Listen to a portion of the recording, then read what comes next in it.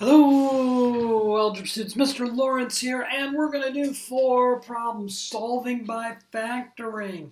All right, now, a lot of you have forgotten. I was so surprised going through the video quiz this Thursday night. How many of you had trouble with a problem like problem number 1 from the video quiz, where it was something like 15x cubed minus 5x squared equals 0?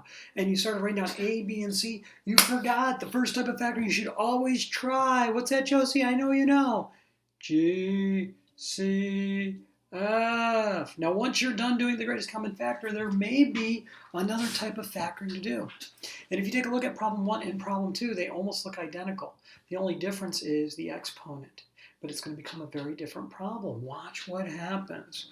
All right, so hopefully you're finding the GCF. You know what? Why don't you find the GCF, pull it out, and see if you can solve number 1 before I do it. All right, go ahead and pause.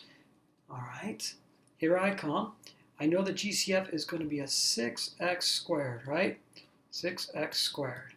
And so I'm going to pull that GCF out. Some of you are still throwing that GCF away. The GCF needs to stay in the answer, right? 6x squared. 24 divided by 6 is 4. X cubed divided by x squared is x. And this is 1. Some of you are still not putting the 1 there. Look, this is division by 1. You've just got to start paying attention to what you're doing. Quit thinking you know and say, what's 6 divided by 6? It's not 0, it's 1. All right. Now, there's no other factoring I can do in here. Okay? This is a linear expression, right? 4x minus 1, because it's the first power. If it was to the second or third power, well, second, I definitely could do something. I don't think about the third I could. But if it was the second or possibly the fourth power, I could do something. But since it's the first power, it's linear. I can't do anything else. But I haven't solved yet. So many of you lost a half a point because on the video quiz, I asked you to solve, and you didn't solve. You stopped here. Look, it equals 0, so now it's time to solve. You're always telling me you want to solve, and I say, you can't, it doesn't have an equation.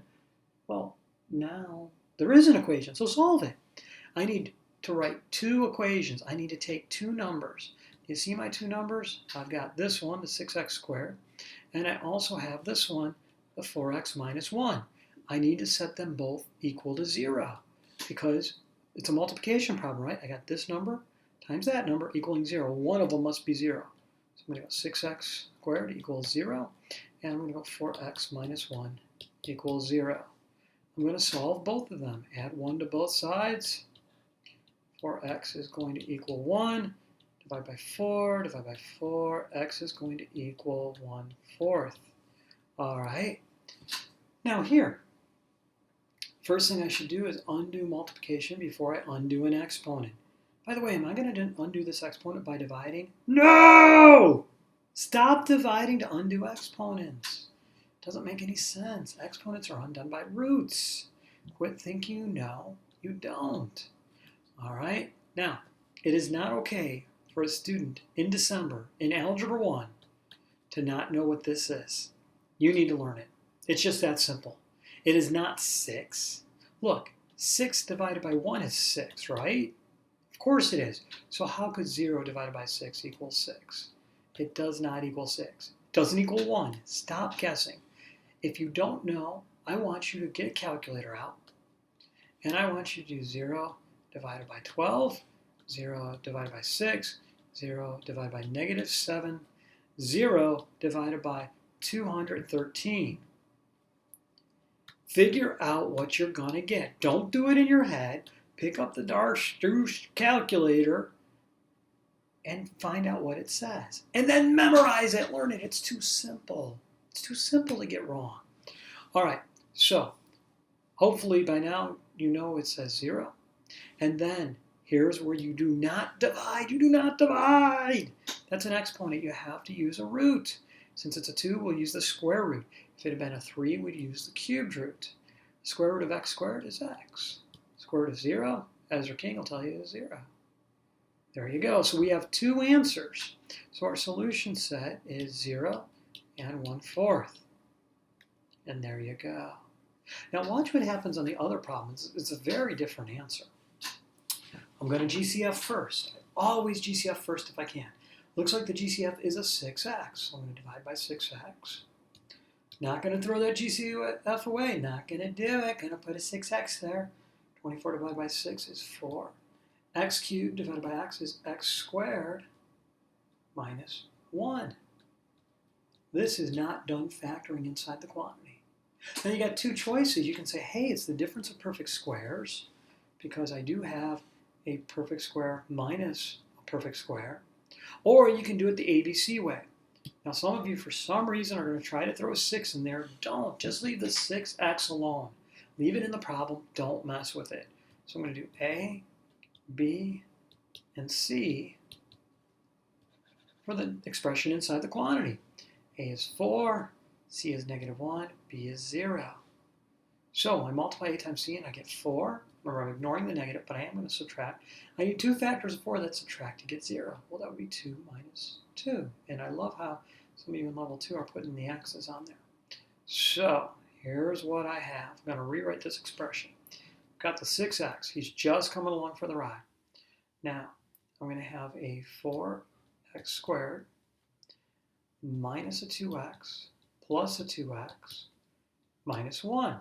That's going to equal 0. Time to group. I'm going to group these two, and of course these two. Very important. I'm going to put that plus sign between the quantities because it wasn't multiplication. I'm not going to turn it into a multiplication problem. 6x is just coming along for the ride. I'm going to use them, just not yet. Okay, I'm going to change that parenthesis to a bracket. I'm going to GCF here. Looks like it's going to be a 2x. I'm going to pull a 2x out and be left with a 2x minus a 1. I'm going to pull out a positive 1. You see how I have a 2x minus 1 and a 2x minus 1? I'm going to pull out a positive 1. It doesn't normally do anything, but it's a handy little trick. I was thinking Megan Green thought of that before Thanksgiving. Came up with that and doing it on her own. I was really proud of her for that. Anyway, so now 6x still out front.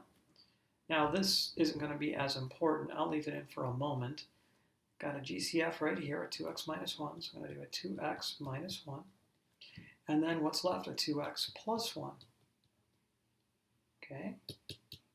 So I have 6x times 2x minus 1 times quantity of 2x plus 1 equals 0. Now how many numbers am I multiplying together to get 0? Well, I've got the 6x. I've got the 2x minus 1. And I also have the 2x plus 1, right? One of those numbers must be 0. So I'm not going to have two equations in this problem. I'm going to have 3. I'm going to have 6x equals 0. I'm going to have 2x minus 1 equals 0. And I'm going to have 2x plus 1 equals 0. All right, so I'm going to divide by 6. Divide by 6. X is going to equal 0. Add 1 to both sides. I get 2x equals 1. Divide by 2. X will be a half. Then I'm going to subtract 1 here. Get 2x equals -1. Divide by 2. Divide by 2.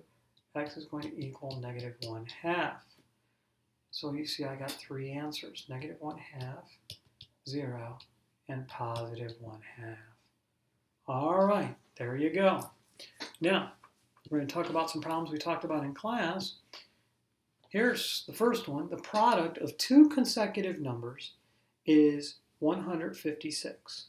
Using algebra, determine what the two numbers are. Now notice the using algebra part.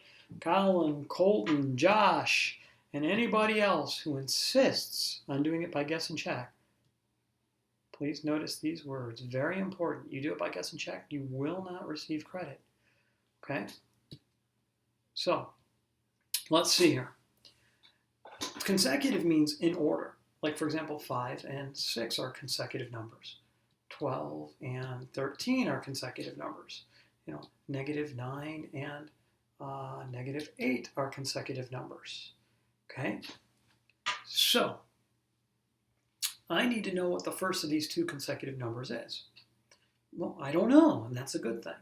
So I'm going to say let x be the first of two consecutive even.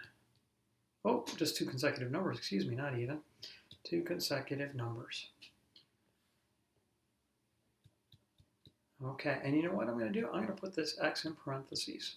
Some of you make some silly mistakes by not using parentheses when you should. I'm going to put that x in parentheses. All right, well, if x is the first number, what's the next one? Well, hey, if I have 5, the next consecutive number is 6. How did I get there? Well, I added 1. If I have 12, the next consecutive number is 13. I add 1, don't I? If I have negative 9, the next consecutive number is negative 8. How did I get there? I added 1. So I'm going to take this x, but I'm going to add 1 to it. So I have x plus 1 will be the second of 2 consecutive numbers. Now it says the product of these two numbers. Well, that means I need to multiply. So I'm going to take the x and the x plus 1. See why I put the parentheses around? If you don't put the parentheses, you won't distribute. You won't get the right answer. Is 156. You know what this looks like? This looks exactly like one of the rectangle problems where the side was x and this other side was x plus 1 and then the area was 156. Yeah, it's the same problem, which is different words. Too simple. X times x and x times 1, x squared plus x equals 156.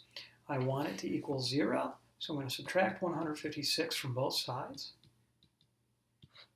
And I'll get x squared plus x equals, minus 156. Minus 156.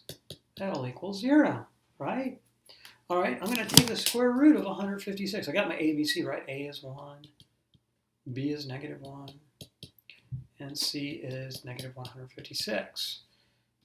So we got A times C, and I'm going to take the square root of 156, and I'll get about 12 and a half. All right. Now, remember, I did this example with so many people. If we're at 12 and a half, now there's 2 of us standing there, right? There's this person, and let's just clone him or her. Kind of hard to tell gender there, okay? And they're 0 units apart from each other, right? Like the approximate square root, and we understand it's not exactly 12 and a half. The approximate square root is 12 and a half. If I did 12 and a half minus 12 and a half, I get 0. Well, I don't want them to be 0 units apart. I want them to be 1 unit apart. So shouldn't I take each person and move them half a unit? Right? Move them half a unit. Why half? Because if this is a half, from here to here is 1/2, and from here to here is 1/2. How far apart are they from each other? 1 whole, right? So if this person moves halfway up, they're at 13, aren't they? This person moves halfway down, they're at 12. So I'll bet you I want 12 and 13. Let's test it. Divide 156 by 12. 156 divided by 12, and sure enough, we get 13. All right, now we need them to be a positive 1, so I want a negative 12 and a positive 13. And again, a lot of my Algebra 2 or Level 2 students do this, and I think that's really smart. So I'm going to rewrite this as x squared. And I think I'll put the positive, I'll put the positive with the x squared, and then negative 12x minus 156, and that equals 0. And now I'm ready to group. All right, I'm going to factor out an x and get an x plus 13. Here, I'm going to factor out a negative 12. I get an x plus 13. That's good, I like that. Okay, I got one more GCF to do. I'm going to erase this work, get it out of my way.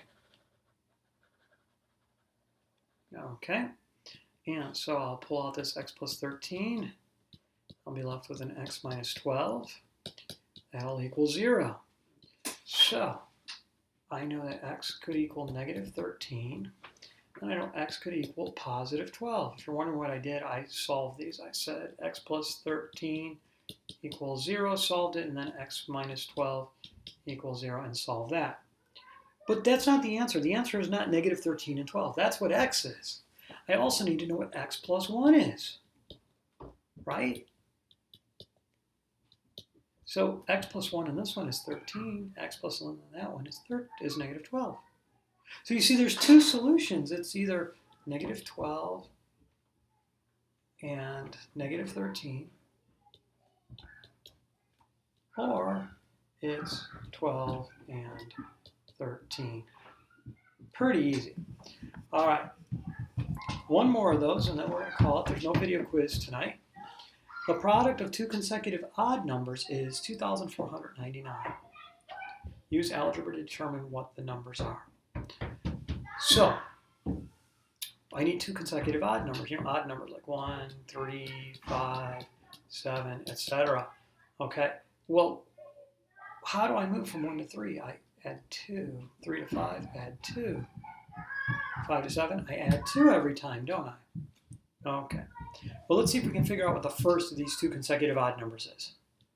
So, I don't know. Let's call it variable. Let n be the first of two consecutive odd numbers. Okay. And then the second one would be 2 more. Just like 1 plus 2 is 3. 3 plus 2 is 5. So put that in parentheses. And then we have n plus 2 will be the second of two consecutive odd numbers. Well, I need the product of them, so I'm going to do n times n plus 2. That needs to equal 2,499. 2,499. I'm going to distribute and get n squared plus 2n equals 2,499. Going to subtract 2,499 and get n squared plus 2n minus 2,499, and that will equal 0. All right. If I did my ABC thing, I don't happen to know too many factors of 2,499 off the top of my head. I believe ABC, easy as 1, 2, negative 2,499. All right. So multiply A times C, ignoring the sign and just getting 2,499. And then I'll use the sign to subtract my two factors. Well, let's take the square root of 2,499. And we are going to get pretty darn close to 50. It's 49.989999, and I don't know what happens after that. So it's pretty darn close to 50. All right. Well, I need to be 2 units away. So let's go 1 unit up, 51, and let's go 1 unit down to 49. And now these numbers are 2 units away from each other. Let's try dividing 2,499 by 49. And I did that on my calculator, and sure enough, I get 51. Now I need the 2n to be positive, so I'm going to use a negative 49n and a positive 51n. Now I'm going to come rewrite my trinomial. I'm going to get n squared plus a 51n minus a 49n minus 2,499. I'll be done in a minute, buddy, okay? Go get your shoes on. I'll be up in a minute. All right, so it's time to group. And I'm going to pull out a GCF here, which I think is n, and I'm going to get n plus 51. And here I'm going to pull out a negative 49. And I know from before that 49 goes in because I did that division, right? So it's going to be n plus 51. Oh, and I like that. And then I'm going to pull out the n plus 51 quantity and the n minus 49. And that's going to equal 0. And so n could equal negative 51. I skipped a step there. You can solve that on your own. Make sure you set the equation equal to 0, or the expression. And then over here, I'm going to get n equals 49. All right. Therefore, n plus 2 is going to be negative 49, and n plus 2 here will be 51. All right, there we go. So you have two possible solutions. It could be this or this one here. And that's it. All right, Mr. Laurence signing off. Have a good night, everybody.